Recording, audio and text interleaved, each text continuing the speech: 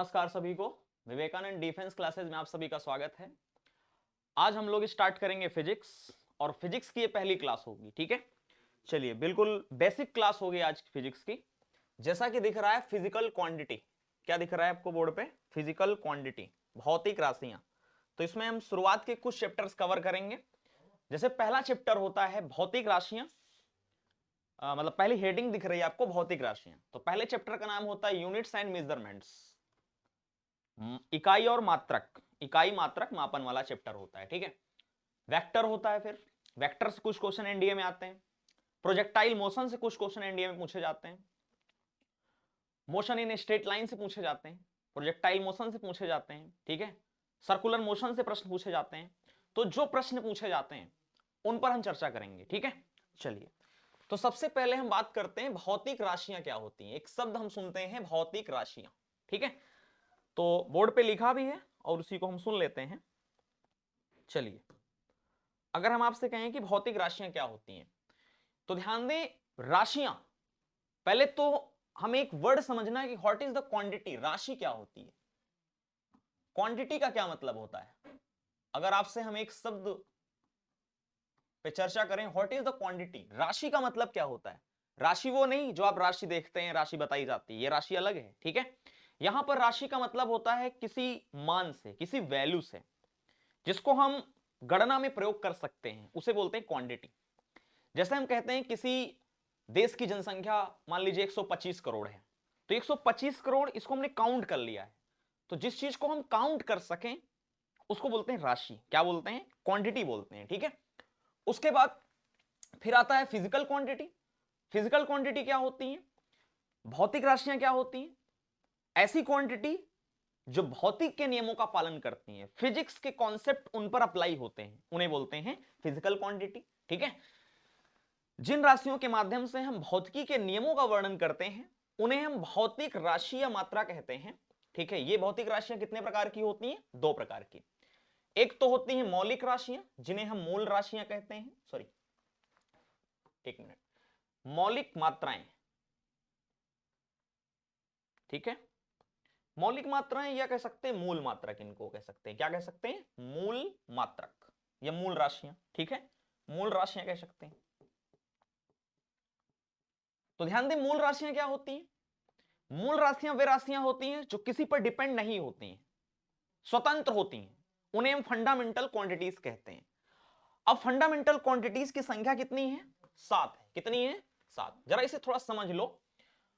अगर हम बात करें कि मूल राशियां, तो मूल राशियों की संख्या कितनी है?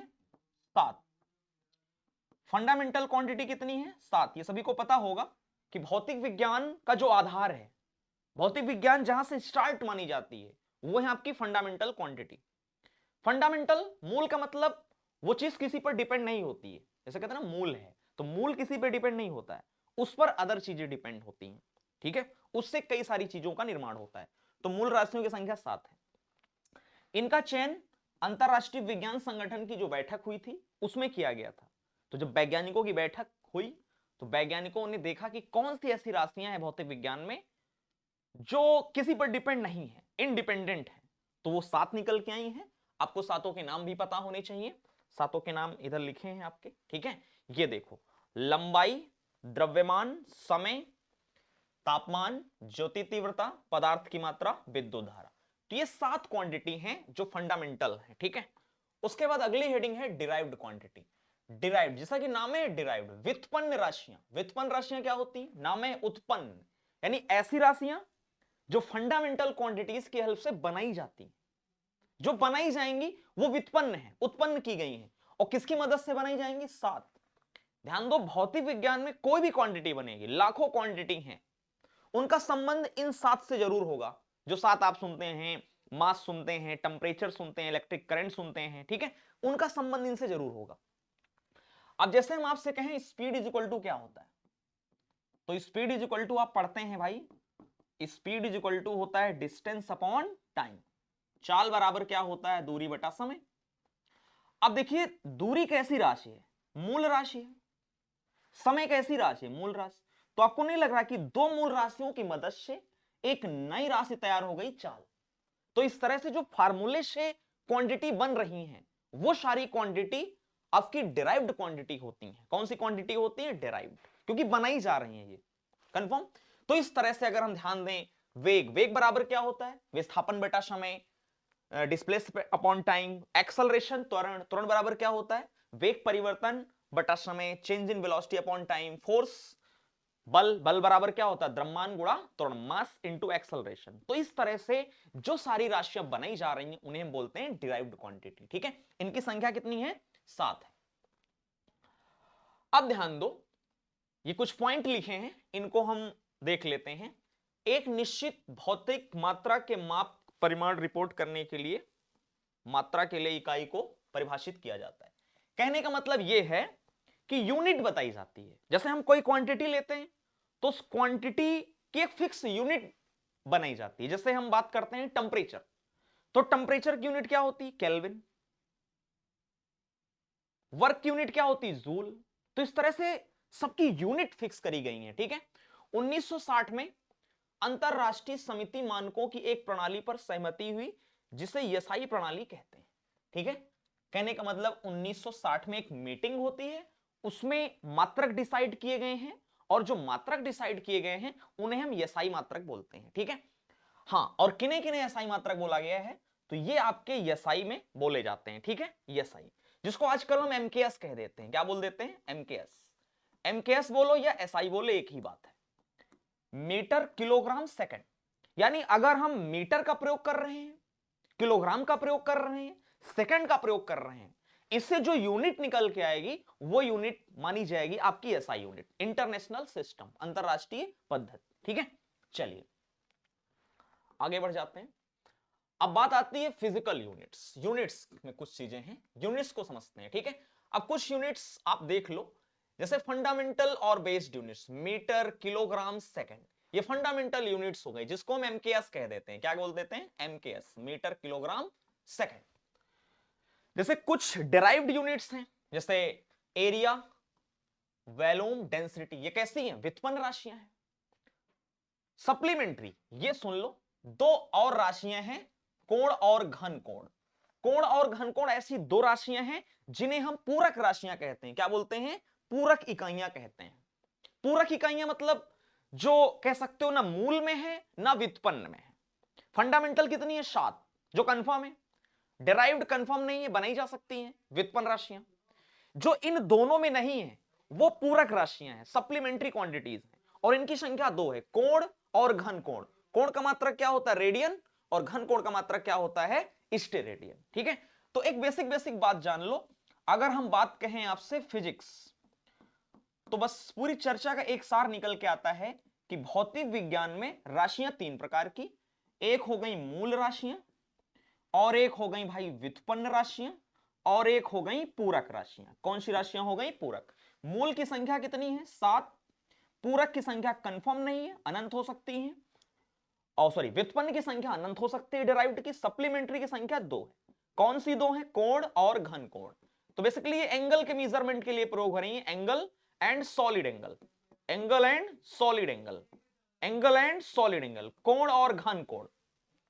कोण का मात्रक रेडियन, घन कोण का मात्रक स्टेरेडियन। इसमें 7 यूनिट हैं, आप जानते हैं, लंबाई है, द्रव्यमान है, समय है, विद्युत धारा है, ज्योति तीव्रता है, पदार्थ की मात्रा है, 7 आप जानते हैं। तो ये 7 मूल हैं, और यानी 7 + 2 इज इक्वल टू 9। 9 को छोड़ दो, 9 क्वांटिटीज को छोड़ दो, तो जितनी सारी क्वांटिटीज बची ये आपकी कौन सी क्वांटिटीज कहलाएंगी? ये आपकी कहलाएंगी भाई डिराइव्ड क्वांटिटी। यस या नो? क्लियर है सभी को? चलिए, तो बड़ा बेसिक सा बात था। चलो अब बात करते हैं यूनिट सिस्टम। यूनिट सिस्टम का मतलब हम किसी क्वांटिटी, किसी राशि का मात्रक कैसे कैसे लिख सकते हैं। तो यूनिट सिस्टम मात्रक लिखने की कुछ पद्धतियां हैं। जैसे मात्रक लिखने की भाई कुछ पद्धतियां हैं, जैसे एक पद्धति का नाम होता है एमकेएस, जिसका हम एसआई भी बोलते हैं। दूसरी पद्धति है हमारी सीजीएस, और तीसरी हमारी पद्धति है एफपीएस। कौन सी पद्धति है भाई? एफपीएस। मीटर, इसका फुल फॉर्म क्या है? Metre kilogram, metre kilogram metre kilogram second, metre kilogram second पद्धति। और इंटरनेशनल सिस्टम इसको बोल देते हैं, अंतरराष्ट्रीय पद्धति उसी को बोल देते हैं। इसका नाम हो जाएगा सेंटीमीटर। क्या हो जाएगा भाई? Centimetre gram, centimetre gram second. Okay, इसका हो जाएगा फुट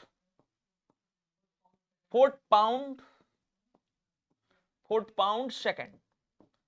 तो किसी भी राशि के यूनिट्स को तीन फॉर्म में लिखा जा सकता है, किसी भी राशि के मात्रा को तीन फॉर्म में लिखा जा सकता है, एमकेएस, सीजीएस, एफपीएस। अगर हम मीटर किलोग्राम सेकंड का प्रयोग करके कोई यूनिट बनाते हैं तो एमकेएस हो गया, सेंटीमीटर ग्राम सेकंड का प्रयोग करके बनाते हैं तो सीजीएस हो गया।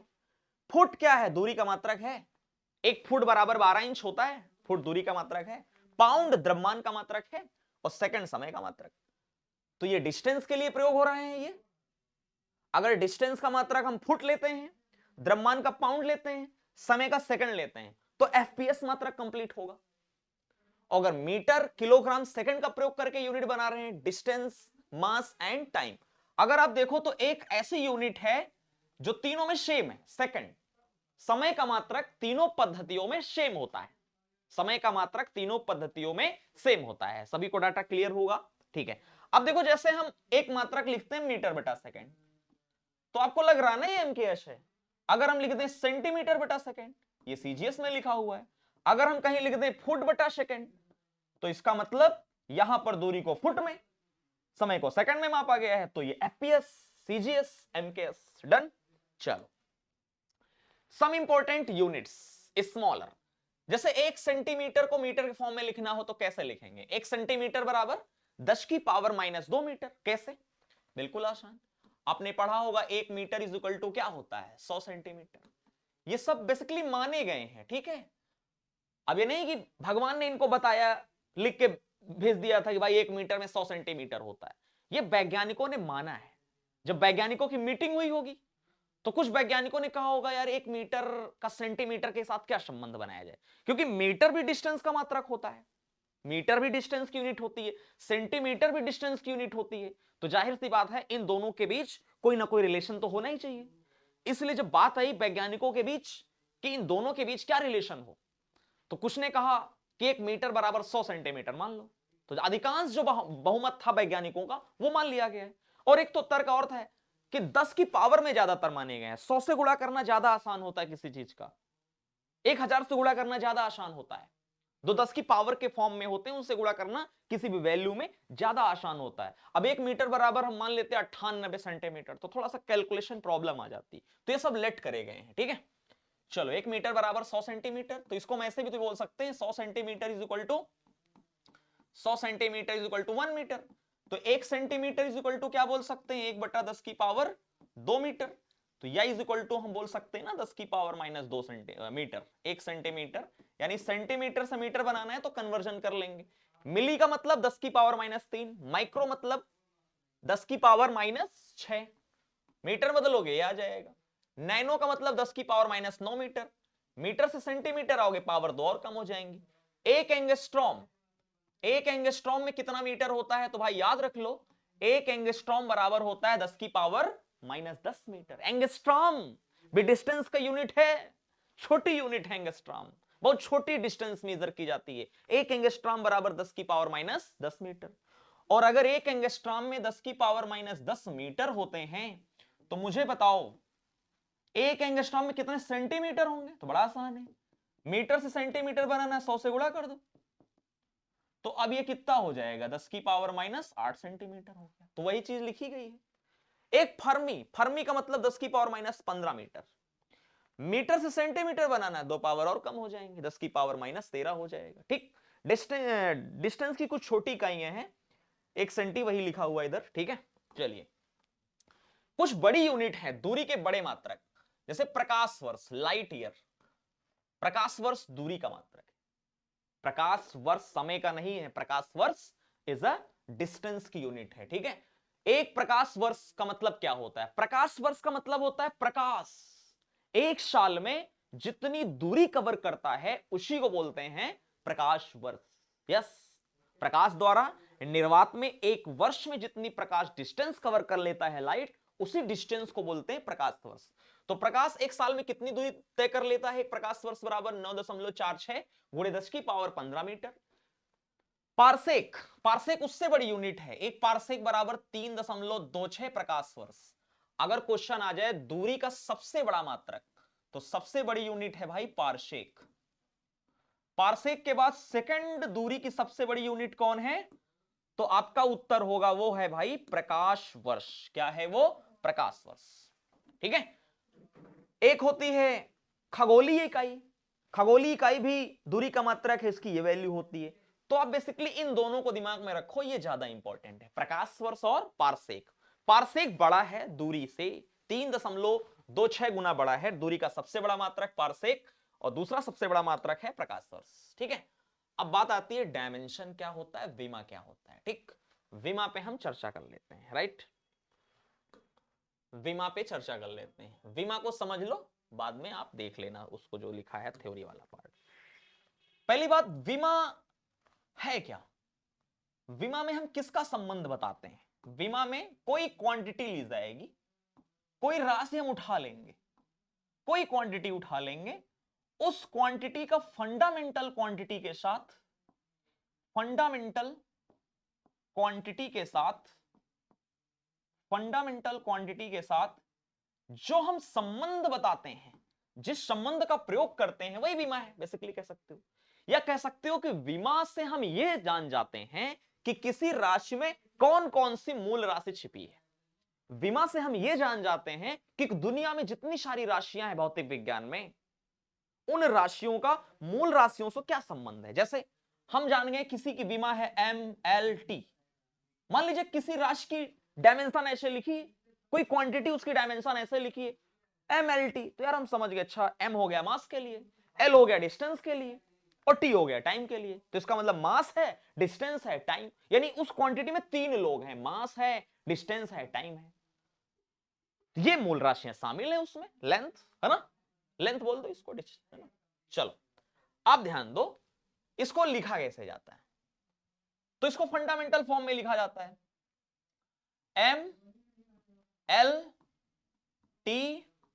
थीटा A या I, इनका प्रयोग किया जाता है। अगर कहीं पर द्रव्यमान आ रहा है, मास, तो M का प्रयोग करेंगे, डिस्टेंस आ रही है, लेंथ आ रही है, तो L का प्रयोग करेंगे, टाइम के लिए कैपिटल T का प्रयोग करेंगे, टेम्परेचर भी तो भाई है ना फंडामेंटल क्वांटिटी, करंट के लिए क्या प्रयोग करेंगे? A या I का प्रयोग करेंगे। डन, हो गया, खत्म, समाप्त हो गई बीमा। बड़ा आसान है बीमा। अब देखो एक क्वेश्चन समझ लो बीमा का, पहले हम इधर बाद में आएंगे, पहले हम क्वेश्चन समझ लेते हैं। जैसे मान लो हमको बीमा लिखनी है, बड़ा आसान है बीमा निकालना। जैसे मान लो भाई, ठीक, इधर देखो,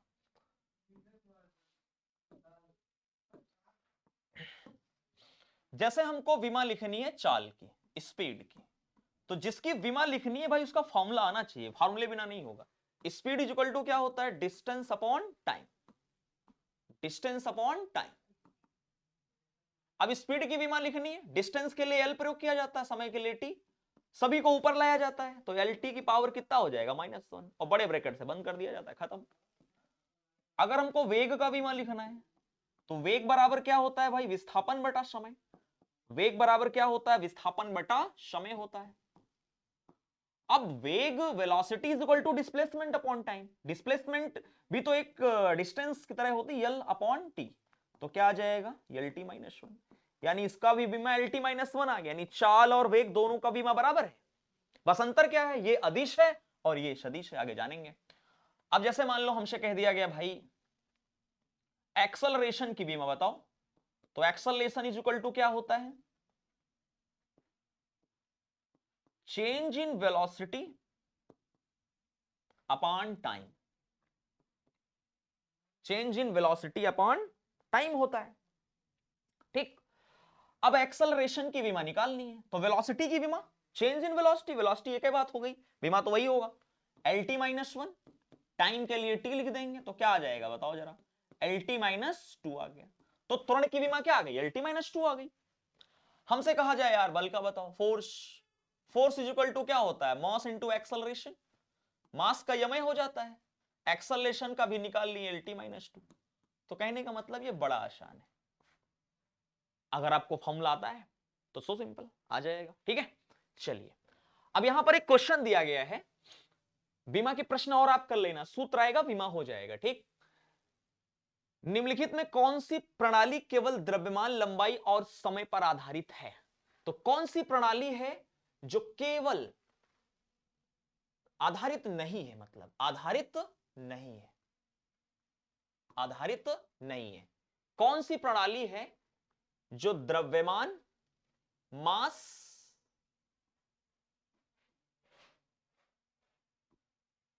और लंबाई और समय पर आधारित नहीं है? अब देखो, द्रव्यमान इसमें भी आ रहा है, द्रव्यमान भाई द्रव्यमान के लिए किसका प्रयोग करते हैं, किलोग्राम। किलोग्राम द्रव्यमान के लिए आता है, समय के लिए सेकंड आता है। ठीक है, इसमें भी सेकंड, इसमें भी सेकंड, इसमें भी सेकंड, इसमें भी द्रव्यमान, द्रव्यमान सब में आ रहा द्रव्यमान। फुट, पाउंड, पाउंड द्रव्यमान का मात्रा है, ग्राम द्रव्यमान का मात्रा है, एसआई। एसआई में द्रव्यमान नहीं आ रहा है, एसआई इंटरनेशनल सिस्टम। तो यही हो गया आपका ए ऑप्शन आंसर। ठीक है, चलिए आगे बढ़ जाते हैं। निम्नलिखित में कौन सी मूलभूत इकाई नहीं है, फंडामेंटल यूनिट्स नहीं है? Which of the following is not a fundamental unit? कौन मूलभूत इकाई नहीं है? तो बताओ फंडामेंटल यूनिट कौन नहीं है? सातों मूल राशियां हैं, समय है मूलभूत इकाई, किलोग्राम है, मीटर है, न्यूटन नहीं। न्यूटन बल का मात्रक है, और बल कैसी राशि है, व्युत्पन्न राशि है। इसमें कहा मूल मात्रक बताना, मूल राशि का मात्रक तो न्यूटन नहीं है। ठीक है, चलिए अगला प्रश्न, द्रव्यमान किसका माप है? Mass is the measure. बड़ा प्यारा सा क्वेश्चन है, द्रव्यमान किसका मास है? तो द्रव्यमान किसका माप है, यानी mass is the measure of. तो इसमें है matter, content, weight, force, none of these. देखो अगर हम देखें तो द्रव्यमान, द्रव्यमान का मात्रक क्या होता है, किलोग्राम। द्रव्यमान का मात्रक क्या होता है, किलोग्राम। भार एक बल है, बल का मात्रक न्यूटन। भार एक बल है, बल का मात्रक क्या होता है, न्यूटन। और फोर्स तो बल है ही, इसका मात्रक Newton. Matter content, matter content का मतलब क्या होता है, पदार्थ। पदार्थ, अगर कोई पदार्थ होगा तो पदार्थ के पदार्थ की जो पदार्थ की वैल्यू होगी उसी को द्रव्यमान आप कह सकते हैं, पदार्थ की माप। ठीक है, द्रव्यमान किसका माप होगा, तो मैटर कंटेंट यहां पर हो जाएगा। ठीक है, समझ आया, क्लियर है सभी को? भाई इसको आप छोड़ो, पहले बल है ये दोनों, भार एक प्रकार का बल है, बल तो बल है ये न्यूटन। द्रव्यमान किसका माप है, तो द्रव्यमान मैटर जो होगा उसी का माप निकलेगा। ठीक है, पदार्थ का ही हम द्रव्यमान मेजर कर सकते हैं, पदार्थ। निम्न में से कौन व्युत्पन्न मात्रक है? Among the following is the derived quantity। बड़ा आसान है, कौन व्युत्पन्न मात्रक है? देखो ये नहीं है, टाइम तो आपका मूल है, ये भी मूल है, ये भी मूल है, तो कौन नहीं है? कौन मूल नहीं है, सॉरी कौन, एक मिनट, कौन मूल है ना, कौन व्युत्पन्न मात्रक है? ठीक है, ये सब मूल है, ये सब क्या है, मूल। हमें व्युत्पन्न बताना है, डेराइव्ड। ठीक है, तो डेंसिटी हो जाएगा। चलिए, एक माइक्रोन किसके बराबर होता है? माइक्रोन का मतलब होता है 10 की पावर -6। माइक्रोन याद रखो, माइक्रोन का मतलब 10 की पावर -6 मीटर, नैनो का मतलब 10 की पावर -9 मीटर, पिको का मतलब 10 की पावर -12। ये चार्ट आपने पढ़ा होगा। ठीक है, डेसी, सेंटी, मिली, डेसी, सेंटी, मिली, माइक्रो, नैनो, पिको, फेमेटो, एटो। ये पावर्स आप याद रख लो। 10 की पावर -1, 10 की पावर -2 इसकी वैल्यू, इसकी वैल्यू 10 की पावर -3, 10 की पावर -6, 10 की पावर -9, 10 की पावर -12, -15, -18। ठीक है, ये और एक पावर प्लस में चलती है, डेका, हेक्टो, किलो पूछ ली जाएंगी, मेगा, छोटे छोटे क्वेश्चन आते हैं, deca, hecto, kilo, mega, giga, tera, penta, exa. 10 की पावर 1, 10 की पावर 2,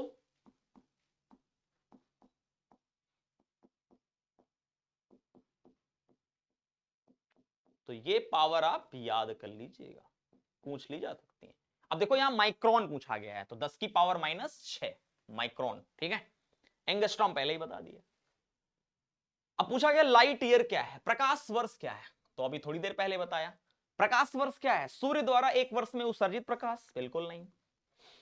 प्रकाश को सूर्य से पृथ्वी तक आने में लगने वाला समय, प्रकाश को सूर्य से पृथ्वी तक, नहीं ये भी नहीं। मुक्त स्थान से प्रकाश द्वारा एक वर्ष में तय की गई दूरी, क्योंकि प्रकाश वर्ष क्या है, एक दूरी है। एक वर्ष में प्रकाश द्वारा तय की गई दूरी है, समय तो बिल्कुल नहीं जहां समय होगा, ठीक है। The distance travelled by light in free space in 1 year, एक साल में मुक्त यानी कह सकते हैं निर्वात, ठीक है। चलो, which one of the following is not a dimensionless quantity, मतलब कौन विमाहीन राशि नहीं है, नॉट। अब एक ध्यान दो, अगर हम बात करें डायमेंशन लेस क्वांटिटी की, एक बात यहां पे ध्यान दो, डायमेंशन लेस, डायमेंशंस लेस, विमाहीन राशि, तो आप इसको जरा याद करिएगा, विमाहीन राशि। तो आप दिमाग में बैठा लो, विमाहीन राशियों में सबसे पहले कोण आ जाता है, कोण विमाहीन राशि है। विकृति विमाहीन राशि है। Angle and strain, angle and strain, और एक आपेक्षिक घनत्व भी, आपेक्षिक घनत्व नहीं, केवल घनत्व नहीं, आपेक्षिक घनत्व, पूरा वर्ड आपेक्षिक घनत्व। तो भाई ये है आपकी डायमेंशन लेस। रिलेटिव डेंसिटी, ये सब विमाहीन राशियां हैं। क्यों विमाहीन है, क्योंकि आप जानना चाहो तो सूत्र से सब पता चल जाता है। कोण इज इक्वल टू क्या होता है, चाप अपान त्रिज्या, कोण बराबर होता है आर्क अपान रेडियस। अब चाप क्या है, डिस्टेंस, यल लिखा जाएगा। रेडियस भी तो एक डिस्टेंस है, यल, यल से हटकर गया, कुछ नहीं आया, जीरो बीमा आ गई भाई, बीमा कुछ नहीं मतलब एक आई, है ना, कट गया। तो विकृति, विकृति तो विमाहीन है, ये भी विमाहीन है, कोण भी विमाहीन है। आवृत्ति, आवृत्ति विमाहीन नहीं, आवृत्ति की विमा होती है। आवृत्ति की विमा क्या होती है, ध्यान दो, आवृत्ति स्मॉल एन बराबर होता है 1/t, सूत्र याद होगा।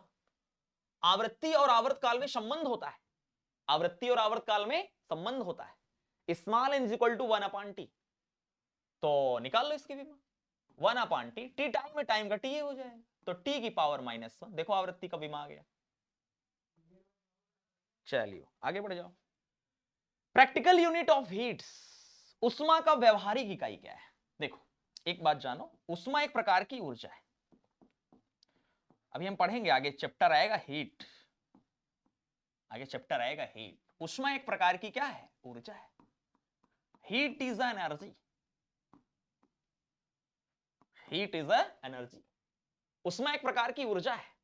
अगर ऊर्जा है तो ऊर्जा का मात्रक क्या होता है, जूल।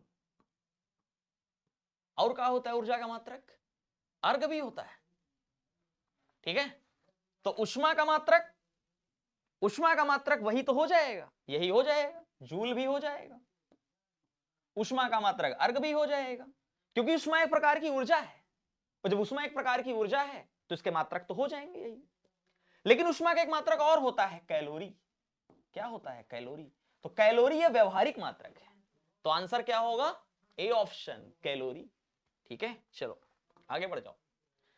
फैरड, एक यूनिट बड़ी इंपॉर्टेंट है भाई, याद रखो यूनिट, ठीक है। फैरड किसका मात्रक है, आप लोग जानते भी होंगे, पढ़ा होगा 11 12th में फैरड। तो फैरड किसकी यूनिट है, फैरड किसकी यूनिट है, देखो प्रतिरोध, प्रतिरोध का मात्रक तो आप जानते होंगे, ओम होता है। आचरण, आचरण का मतलब होता है कंडक्टेंस, देखो हिंदी में कितना कठिन वर्ड लिखा है, आचरण, कंडक्टेंस, तो इसका मात्रक तो होता है हेनरी। क्या होता है, हेनरी। समाई, समाई का मतलब होता है कैपेसिटेंस, धारिता, इसी का मात्रक भाई फैरड होता है। क्या होता है, फैरड। और ये देखो कितना कठिन वर्ड लिखा है भाई, अरे दादा दादा, नहीं नहीं, एक मिनट थोड़ा यहां पर क्या हो गया, ये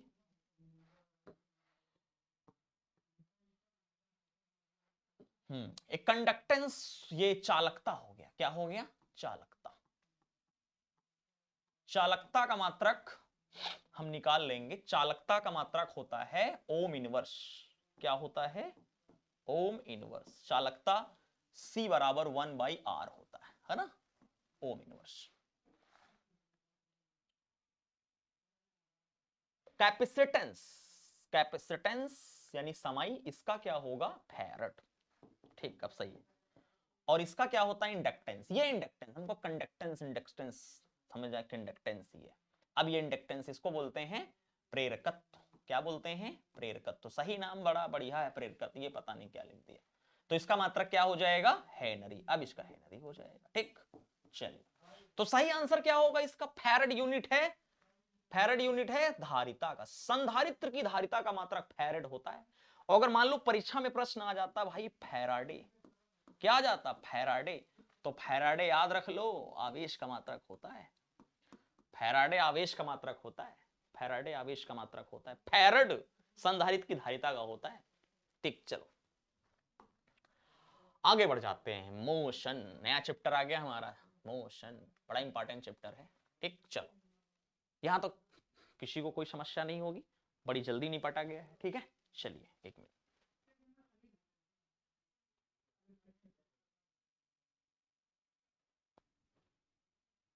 चलो आगे बढ़ जाते हैं। हमारा नया चैप्टर है मोशन।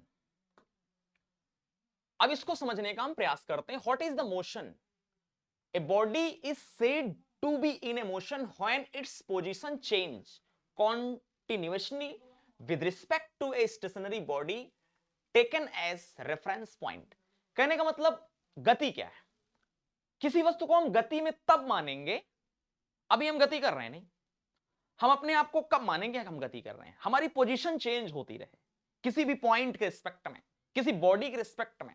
हम बोर्ड से दूर जा रहे हैं, बोर्ड की ओर आ रहे हैं, तो समझो हमारी बॉडी में मोशन हो रहा है। अगर हम खड़े हैं, कुछ नहीं है, तो रेस्ट में है। अभी मार्कर अभी रेस्ट में है, मैं रेस्ट में, रेस्ट में मार्कर।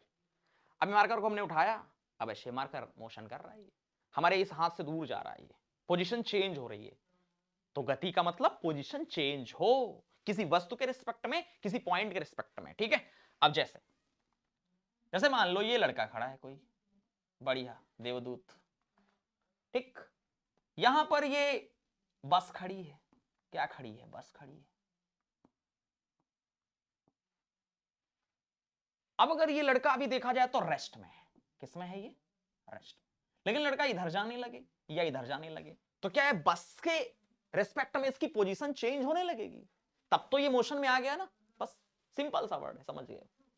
चलो डिस्टेंस एंड डिस्प्लेसमेंट। चलिए डिस्टेंस एंड डिस्प्लेसमेंट को हम समझ लेते हैं पहले, फिर धमाकेदार क्वेश्चन करेंगे जो एनडीए में पूछा गया है। ओके, चलिए तो एक काम करो, इसको रफ कर दियो और डिस्टेंस डिस्प्लेसमेंट यही समझो। हम दो वर्ड समझेंगे। एक वर्ड समझेंगे what is the distance, and दूसरा वर्ड समझेंगे डिस्प्लेसमेंट। बड़े काम के शब्द हैं ये, बड़े काम के शब्द हैं ये। दूरी और विस्थापन, दूरी और विस्थापन।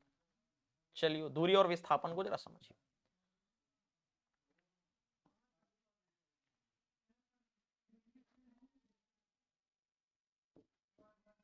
ओके, मान लियो पॉइंट ए है इनिशियल पॉइंट। कौन सा पॉइंट है ये? इनिशियल पॉइंट है ये, प्रारंभिक बिंदु। और ये फाइनल पॉइंट है, अंतिम बिंदु, फाइनल पॉइंट। मतलब क्या हुआ? एक आदमी यहां से चलता है और ये रास्ते पे जा रहा है, ऊंचा नीचा पहाड़ है, हिमालय पर चढ़ रहा है। इस बिंदु से चलना प्रारंभ करता और हिमालय पर चढ़ रहा है, ऊंचे निचले बिंदु पे आ रहा है। बिंदु ए से चलना प्रारंभ करता है, प्रारंभिक बिंदु है, और बिंदु बी पर यह पहुंच जाता है। ठीक, पहाड़ पे चढ़ रहा है। तो अब बताना है भाई डिस्टेंस क्या होगा इसका और डिस्प्लेसमेंट क्या होगा। तो जब भी डिस्टेंस डिस्प्लेसमेंट की बात आ जाए तो बस एक वर्ड दिमाग में रखो, वस्तु जिन जिन पथ से गई है, वस्तु यानी ऑब्जेक्ट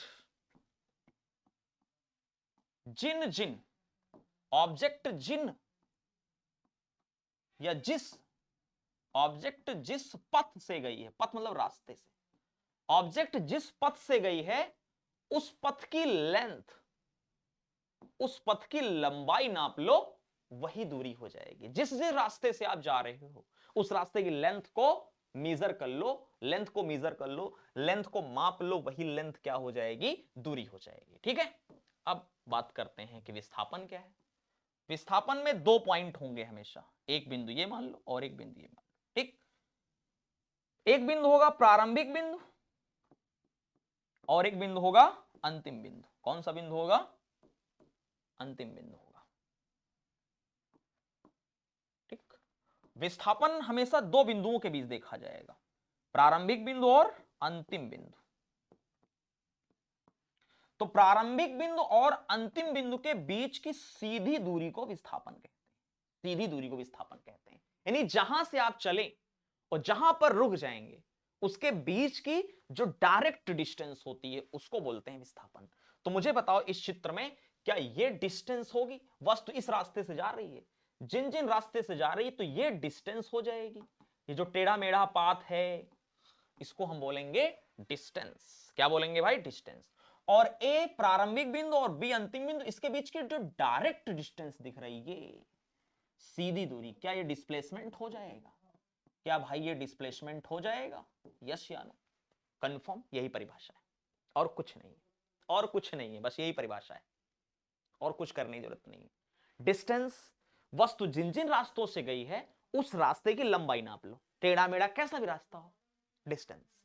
जब डिस्प्लेसमेंट की बात आएगी, जब डिस्प्लेसमेंट की बात आएगी तो प्रारंभिक बिंदु और अंतिम बिंदु के बीच की डायरेक्ट डिस्टेंस को विस्थापन कहेंगे। कंफर्म, ये हो गया भाई।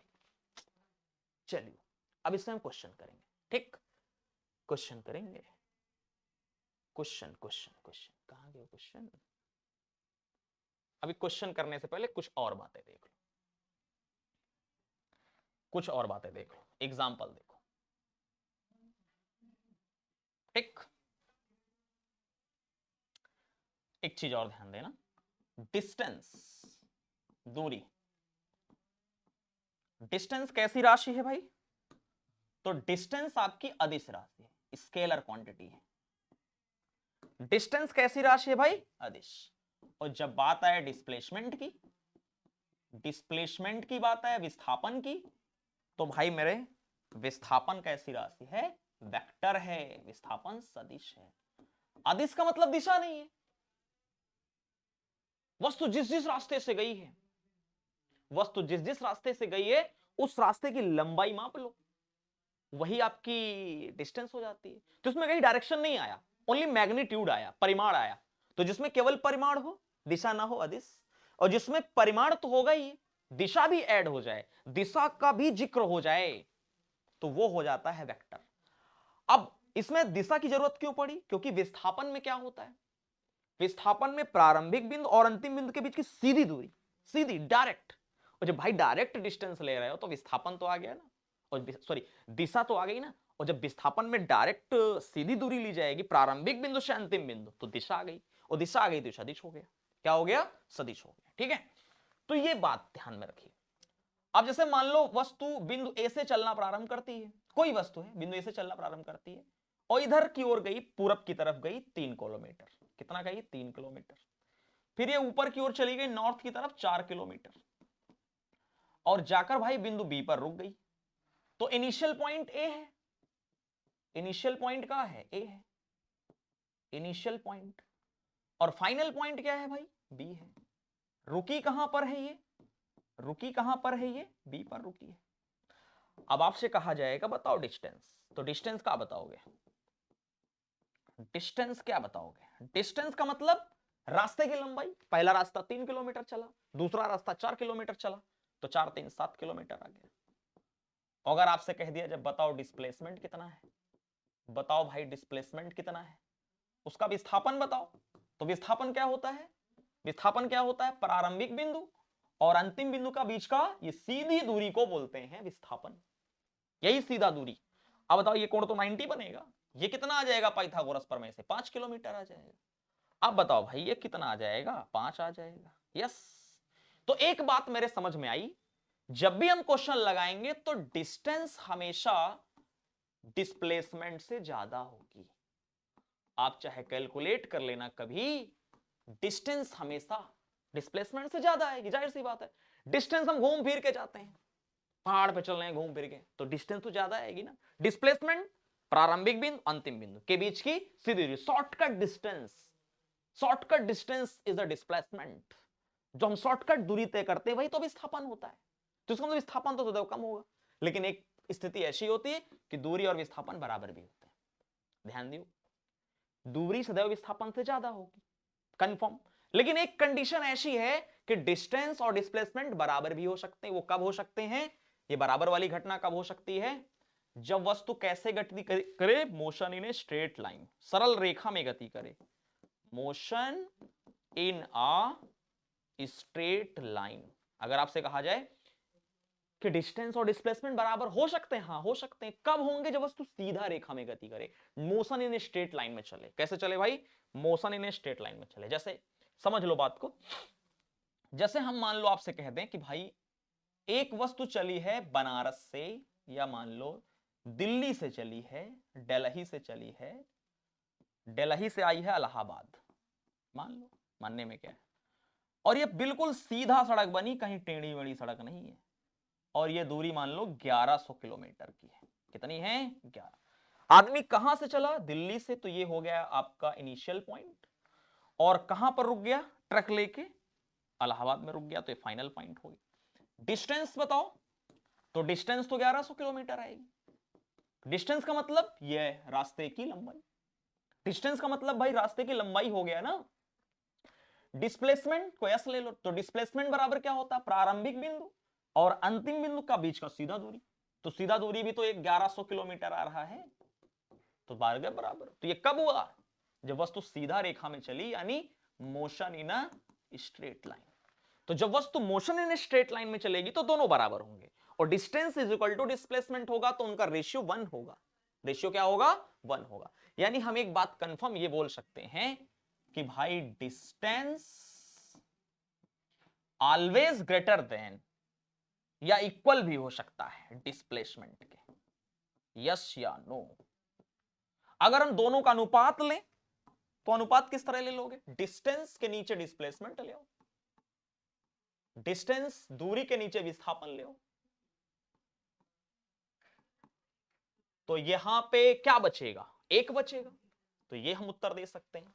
अगर सीधा सीधा प्रश्न आ जाए कि दूरी और विस्थापन का अनुपात होता है, the ratio of distance and displacement is always 1, greater than 1, less than 1, या ग्रेटर इक्वल 1, तो ग्रेटर भी हो सकता है, इक्वल भी हो सकता है।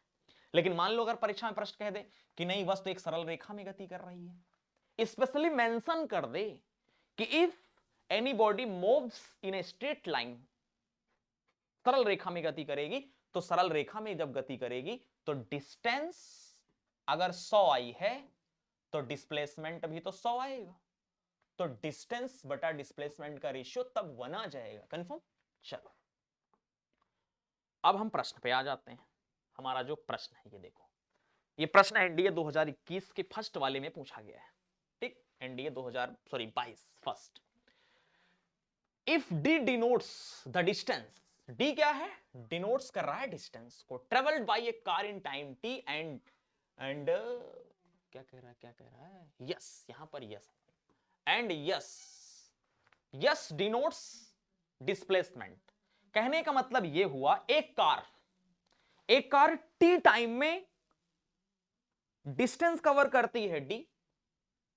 अभी नहीं कहा कार स्ट्रेट लाइन में चल रही है, कार जा रही है, बस कार जा रही है, और कार टी टाइम में डिस्टेंस डी कवर करती है, और डिस्प्लेसमेंट कितना कवर करती है? यस।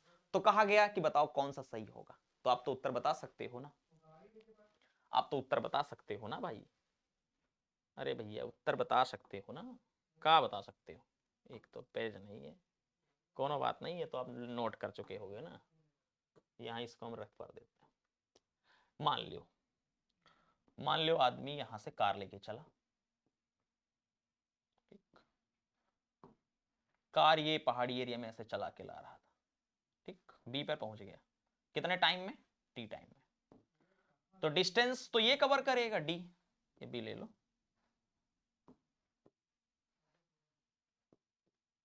डिस्टेंस तो ये कवर होगा और डिस्प्लेसमेंट ये होगा। तो जाहिर सी बात है आपका डिस्टेंस डी ज्यादा होता है डिस्प्लेसमेंट से और बराबर भी हो सकता है। तो कौन सा ऑप्शन से, ये डिस्टेंस ज्यादा होगा बराबर भी हो सकता है, किससे हो सकता है? तो सही उत्तर तो ये है ना, क्योंकि स्ट्रेट लाइन मोशन नहीं कहा, स्ट्रेट लाइन कहा तो बराबर डी बराबर एस हो जाता, लेकिन ऑल ओवर पूछ रहा है तो ऑल ओवर में ज्यादा भी हो सकता है और बराबर भी हो सकता है। और मॉड क्यों लगा है? मॉड इसलिए लगा है क्योंकि आपका जो डिस्टेंस है ना, सॉरी डिस्प्लेसमेंट है ना, एक चीज जान लो, डिस्प्लेसमेंट आपका माइनस प्लस दोनों में हो सकता है। एक बात और कुछ चीजें हैं जान लो, ठीक है। देखो और कुछ पॉइंट हैं जो यहीं पर हम जान जाते हैं, ठीक जान जाते हैं। नोट पॉइंट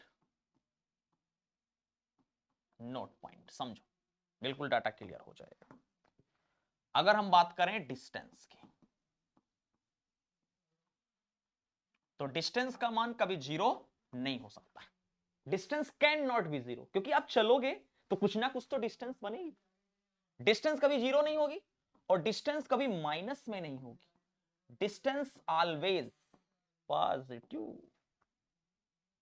डिस्टेंस एक लेंथ है, लंबाई है ना, तो इस सदैव पॉजिटिव होगी और ये कभी माइनस में नहीं होगी और कभी जीरो नहीं हो सकती। लेकिन जब हम बात करते हैं डिस्प्लेसमेंट की, डिस्प्लेसमेंट, तो भाई डिस्प्लेसमेंट कैसी क्वांटिटी, वेक्टर, ये कैसी क्वांटिटी थी, स्केलर, ये अदिश राशि है, और ये कैसी राशि है भाई, सदिश राशि। ओके, अब इसमें चर्चा और देख लो थोड़ा सा। क्या डिस्प्लेसमेंट जीरो हो सकता है? हाँ हो सकता है। क्या ये पॉजिटिव हो सकता है? हाँ हो सकता है। क्या ये नेगेटिव हो सकता है? हाँ हो सकता है। डिस्प्लेसमेंट सब कुछ हो सकता है, डिस्प्लेसमेंट जीरो भी हो सकता है। क्यों? एक आदमी बिंदु ए से चला, बी पर गया और फिर ए पर आ गया, तो बताओ फाइनल पॉइंट यही है, इनिशियल पॉइंट यही है, तो जहां से चला वहीं पर आ गया, तो प्रारंभिक बिंदु और अंतिम बिंदु एक ही स्थान पे हो गए, और जब एक ही स्थान पे हो गए तो उनके बीच का दूरी कितना मिलेगा, जीरो। प्रारंभिक बिंदु और अंतिम बिंदु के बीच की दूरी को तो ही विस्थापन कहते हैं, तो यहां दूरी कितनी मिलेगी, जीरो, इसलिए डिस्प्लेसमेंट जीरो हो सकता है। पॉजिटिव कैसे? जैसे हम ए से बी जा रहे हैं, ए से बी जा रहे हैं, तो जब हम डिस्प्लेसमेंट कंसीडर करेंगे उसकी दिशा में तो पॉजिटिव हो जाएगा, ए बी से ए कंसीडर करेंगे तो रिवर्स हो गया उसका, तो माइनस हो जाएगा, क्योंकि ये वेक्टर क्वांटिटी है। कैसी क्वांटिटी है, वेक्टर। अगर वस्तु ए से बी जाई तो मान लो 10 मीटर कंसीडर करोगे, ए से बी, हम ऐसे जा रहे हैं ए से बी, तो दिशा है, हम अपनी दिशा में डिस्प्लेसमेंट को काउंट कर रहे हैं, ठीक है। तो ए से बी 10 मीटर, बी से ए काउंट करेंगे, रिवर्स हो जाएगा, हमारे जाने की दिशा का विरोध हो जाएगा, तो माइनस में आ जाएगा, ठीक है। चलिए ये हो गया आपका भाई, वही सूत्र लिखे हैं। स्पीड क्या है, स्पीड बराबर डिस्टेंस अपॉन टाइम, है ना। और वही बात लिखी गई है, average velocity, velocity is equal to क्या होता है, डिस्प्लेसमेंट अपॉन टाइम। वही परिभाषाएं हैं, सूत्र वगैरह हैं सब, ठीक।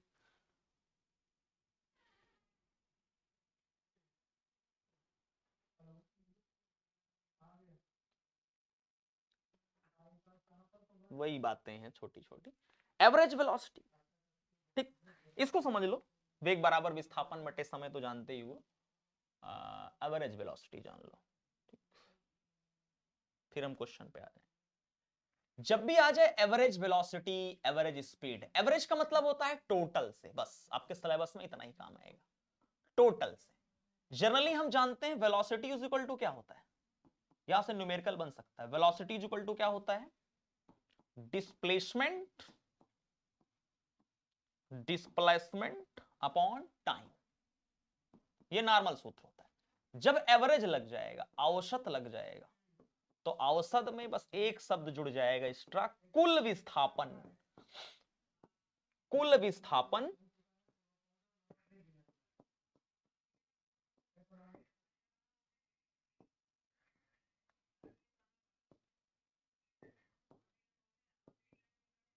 बस एवरेज वेलोसिटी जहां बात करेंगे, कुल विस्थापन बटे कुल समय, बस चाल बराबर दूरी बटा समय, औसत चाल कुल दूरी बटा कुल समय हो जाएगा, total distance upon total time हो जाएगा, बस वही बात है, छोटी बात। ठीक, अब एक शब्द आता है रिलेटिव वेलोसिटी। ठीक है, इसको हिंदी में बोलेंगे आपेक्षिक वेग। क्या बोलेंगे? रिलेटिव वेलोसिटी, आपेक्षिक वेग। इसको जरा समझो क्या होता है। The rate of A position of a body with respect with reference to moving observed is regarded as the relative velocity of body with respect to observed when two are moving in same direction then relative velocity v1 minus v2। अब इसको short में समझ लो, आपके पास इतना समय नहीं है। ये समझ लो एक के सापेक्ष दूसरे का वेग बताना होता है। जैसे हम बात करते हैं VAB, तो इसको ऐसे लिखा जाएगा VA माइनस ए के सापेक्ष बी का वेग, ए के सापेक्ष बी का वेग। यह तब लगेगा जब दोनों एक दिशा में गतिमान हो, सेम डायरेक्शन, सेम डायरेक्शन। ठीक, सेम डायरेक्शन। ओके, एक के सापेक्ष दूसरे का वेग VAB, velocity of A with respect to B, VAB minus B. अगर हम आपसे कहें velocity of A with respect to B, लेकिन एक वस्तु इधर जा रही है, एक इधर जा रही है, तो VA माइनस फार्मूले में होता है। अब ये इधर है और ये इधर है, ऐसे थोड़ा इनको दूर ले आओ भाई।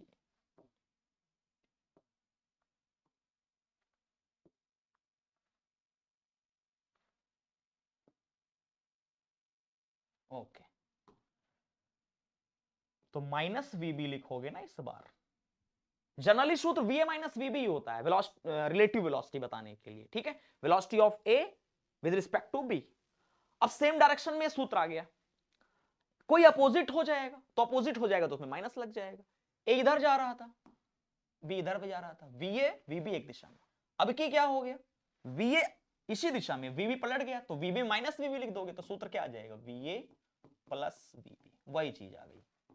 ठीक, उसी को V1 प्लस V2 लिख दिया, V1। अब देखो एनडीए 2015 में ऐसा प्रश्न पूछ लिया गया है। एक व्यक्ति 60 किलोमीटर प्रति घंटा के वेग से गतिमान रेलगाड़ी में बैठा है। एक व्यक्ति 60 किलोमीटर प्रति आवर के वेग से गतिमान रेलगाड़ी में बैठा। रेलगाड़ी के सापेक्ष उसकी चाल क्या होगी? अच्छा मुझे बताओ, ये ट्रेन जा रही है, ट्रेन भाग रही है, बढ़िया। अब ये ट्रेन जो भाग रही है, ट्रेन की रफ्तार कितनी है? VT, velocity of train 60 kilometre per hour. ठीक, इसमें आदमी बैठा है, इसमें जो मैन बैठा है, आदमी बैठा है, व्यक्ति बैठा है, वेलोसिटी ऑफ मैन उसकी भी कितनी होगी? ट्रेन के रिस्पेक्ट में स्पीड 60 किलोमीटर पर आवर तो होगी। बोलो, ऐसा रियल में तो स्थिर है आदमी, ट्रेन भाग रही है 60 से, ट्रेन 60 से भाग रही है, आदमी रेस्ट में है। इंडिविजुअली आदमी को देखोगे तो आदमी तो रेस्ट में है ना, वो कहीं नहीं भाग रहा है, वो इंडिविजुअल व्यक्तिगत तौर पर रेस्ट में है। लेकिन अगर ट्रेन के रिस्पेक्ट में देखोगे तो भाग रहा है वो भी, उसकी भी स्पीड कितनी आ जाएगी? 60।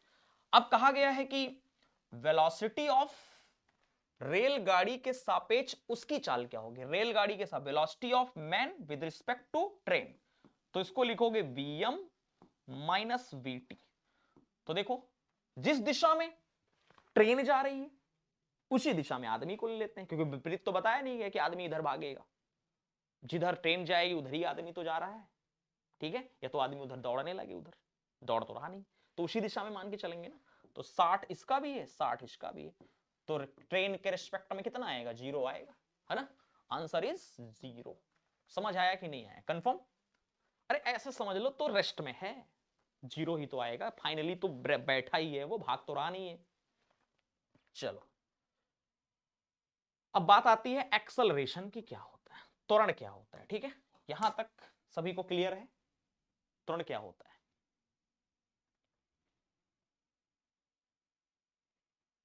ठीक है, यहां तक सभी को डाटा क्लियर है। चलिए आज की क्लास को हम यहीं तक रखते हैं, और कल हम इसके आगे चर्चा करेंगे एक्सेलरेशन पढ़ेंगे, यानी motion in a straight line कल समाप्त हो जाएगा, प्रोजेक्टाइल मोशन समाप्त हो जाएगा, वेक्टर समाप्त हो जाएगा। कल 3 चैप्टर पढ़ेंगे हम। ठीक, धन्यवाद।